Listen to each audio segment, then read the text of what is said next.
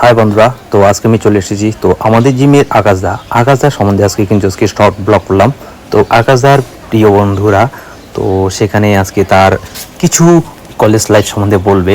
তো সেইটাই আমরা আজকে শুনবো। তো থ্যাংক ইউ সো মাচ, আমাদের সঙ্গে থাকুন আর সম্পূর্ণ ভিডিওটা দেখার চেষ্টা করুন। চিনি তো, ওকে ভালো করে চিনি। আমরা যখন মর্নিংয়ে ছিলাম, ও মর্নিংয়ে ছিল, আমরা ডেতে ছিলাম, হোস্টেলে ছিল। কত নিয়ে গেছে আমাদের হোস্টেলে। স্টাইল আছে, স্টাইল মারতে সেই স্টাইলিশ ছেলে।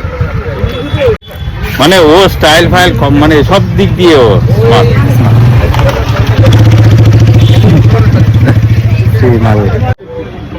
হোস্টেলে কেয়ারটেকার আছে ওই দাদা, মানে ওই সব কেয়ারটেকার ফেয়ারটেকার হাঁটাও, মানে আকাশ শেষ কথা।